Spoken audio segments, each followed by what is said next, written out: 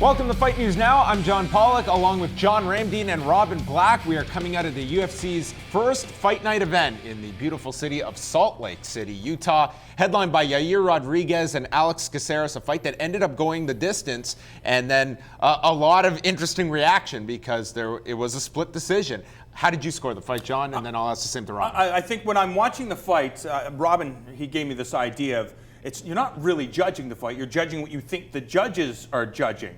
And after those 5 rounds... We're getting very meta. It's true, but after those 5 rounds, I felt, okay, that Alex Caceres definitively won 1 round, that being the 3rd round. I had that Rodriguez winning round 1 and 2, and then I looked at round 4 and 5 being very, very close, but I still figured that the judges would give it to Rodriguez, and that's the way I saw the fight. But what I think the bigger story was that even though Rodriguez controlled the majority of the 25 minutes, that he never really had Caceres hurt, and that at any point Caceres decided to move into striking range, into that boxing range, that he would have success and end the night of Yair Rodriguez. Here's round 1 and 2, and this is how not to fight Yair Rodriguez. So when people who are going to be fighting him watch, do not move straight back. Even if you're arcing slightly, if you're moving away from him at the same speed as he's moving towards you, you've just maintained the distance for him. And Caceres, there you see, each step moving back and actually holding the distance for Rodriguez. And so that's how not to fight him. By round 3 and round 4, started moving towards him. As Rodriguez moves towards you, you move back towards him, you can get the body lock. Get the body lock or get into knuckle range. That is how you do fight him. So rounds 1 and 2, if you're studying Yair, you're going to be fighting him in the future. Don't fight him like Alex fought him in rounds 1 and 2. Do fight him the way Alex fought him in 3 and 4. They're very cut and dry. But what was beautiful and what's a big win for Yair Rodriguez is he, in round 5, just showed how much heart he has. He pushed and pushed and pushed and demanded that he would win round 5. He had more left and more heart and more desire, and he just wouldn't let it get away from him, and that's a huge thing for him. I scored it 4-1 for Rodriguez, but I certainly think in this fight it was very interesting the fact that we had a 5-round sample to watch this over, because he sets out a very high pace that is nearly impossible to keep for 25 minutes, and I think that certainly if you're to throw him against, say, a Darren Elkins, for instance, I think that would be a really tough test for him, dealing with a big wrestler. But, I mean, where are we on Yair Rodriguez? Are you more high on him after this performance on Saturday? Where are you? I certainly am, and what I look at is this is a 23-year-old prospect who does what he does, constantly spins around, throwing crazy kicks, and that's what the fans want to see. You got to separate yourself from the pack. You mentioned Darren Elkins. We know how tough this guy is. Picks you up, slams you on the ground, tries to wreck your face with elbows, but he's not a showstopper. Yes, we all love his style, his grinding style, but you want to fill a venue, you want to fill a stadium.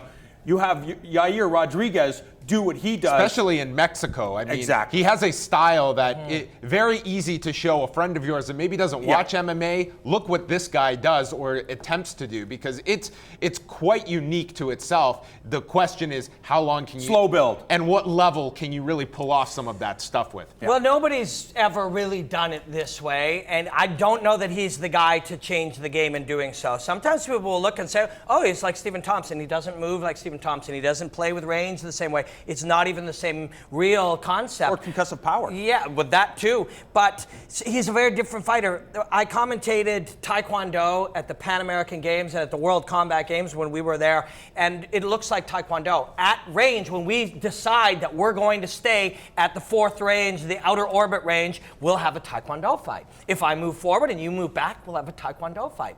The Mexican team at the Pan American Games, when you move forward, they just stepped in and delivered straight punches to the body, because that whole range, that whole space is given away. What you do with a Rodriguez is you move towards him.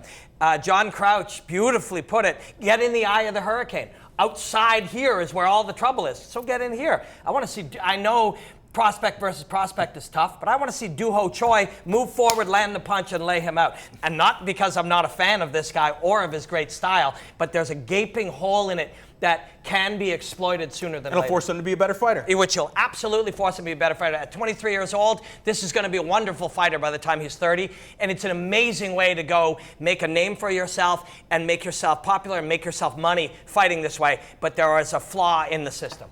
Dennis Bermudez got a big victory over Hani Jason, winning that 3-round fight as well, getting a decision. And then after the fight, challenging Frankie Edgar. So shooting for a big name, asking for it November 14th. The event will be November the 12th, but nonetheless, still gets points for calling his shot. And hey, the worst they can say is no, we're not giving you that fight, but he's now at least throwing the idea out there. And there's, I mean, I think it's great. You could see how he would match up against Frankie Edgar, but I think Frankie Edgar's camp is saying that they're closer than ever to dropping down to 35. So who knows if he'll ever have that opportunity. You mean Frankie Edgar would actually fight at his natural weight? Crazy. Dennis looked phenomenal in this fight. This is a textbook of why the modern teams are saying we don't try to sweep or submit against the wrestler, because you'll end up on the bottom. Nice timing there. That right hand against the switch kick was perfect. But if you end up on the bottom, you either submit him and win, or you do not submit him and you get your face smashed in. And that's the game most of the modern teams are not willing to play. There are other options against the heavy wrestler. Don't be there. Don't move straight back. Don't let him get a hold of your body by improving your footwork and your agility. But if you're going to surrender the takedown to a wrestler like Dennis, you are going to get your face cut open. Certainly this was a whole card, really, where you were looking at kind of prospects or kind of the level above at 145 pounds. And we'll finish off in the featherweight division, Cub Swanson defeating Tatsuya Kawajiri.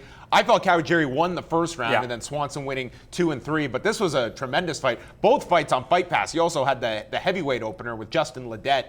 Some great fights on Fight Pass. Yeah, and this was, I'm not being biased, but this was my favorite fight of the night because you had two guys that are so experienced. You know what Cub Swanson's capable of. If he lands his hands on most of the division, they're going down. Kawajiri came right at Cub Swanson. Cub Swanson, Robin and I both talked to him. He says he's been working diligently on his wrestling because of what he knows what Kawajiri brings to the table, and still Kawajiri managed to get this fight down to the ground. It was back and forth. You got to see lots of creativity. I loved it so much. Yeah, the creativity and the willingness to take the fight and take risks and all of that is awesome. But the intensity, the intensity of both these guys. We talked about the 25 minutes of hard work that Alex and Yair put in, and they did. But there's a difference between pace and intensity. And Kawajiri and Cub Swanson pushed each other to the level of intensity that nobody else on the card could handle. I am being biased when I say it was my favorite because these are the two best fighters on the card, and they put on the best fight, and Cub Swanson's a friend. Congratulations, sir. All right, so that was the UFC's card from Salt Lake City, Utah. They have a rare weekend off, their last weekend off until the end of October. We will be back Wednesday night. It's a special on Nate Diaz called I'm Not Surprised, hosted by John Ramdeen. Tune in Wednesday night, 7 p.m. Eastern Time for the very best of Nate Diaz.